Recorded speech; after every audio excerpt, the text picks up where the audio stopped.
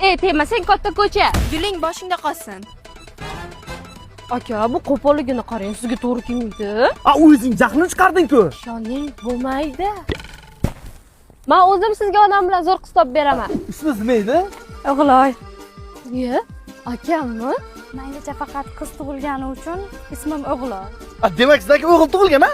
Yo'q, Bo'lsa qiz tug'ilgan. yo'q, men kenja farzand. Bo'lmasa niyat bo'libdi, harakat bo'lmabdi-da. Rahmon aka. Kim bu?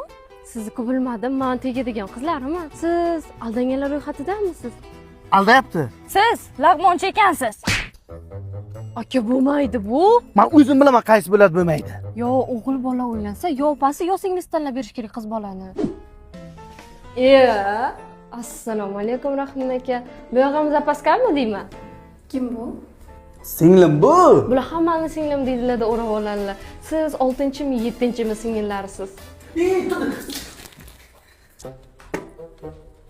Aka, ko'rdingizmi, bo'lmaydi. Nimaga ishxonangizga uchrashuvga chaqirdingiz? Hozir yek gilamlarga 15%, 50% skidka e'lon qilganmiz. Hozir odam bosib ketadi, shu yerda turib turishing kerak. O'zicha ishxonada uchrashdan men ko'rmayman-da. Skidka yana 17 kun bo'ladi. Qaytdi bo'ladimi, yo'qmi? Buni tushunadigan odamlar kelib bugundan bosib ketadi gilamlarni. Yo'qashim bekor qilmachoqqa.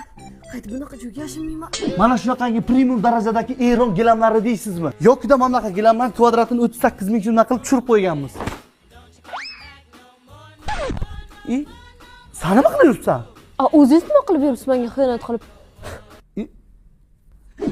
Birinchi manzilni Chilni bozorga ikkinchisi algoritmda demoqchi edim. Nimaga unaqa qiling? Aka, Luboy opa singilga akasi kimga uylanish qiziq emas, ota-onasi kimni qo'liga qolish qiziqda.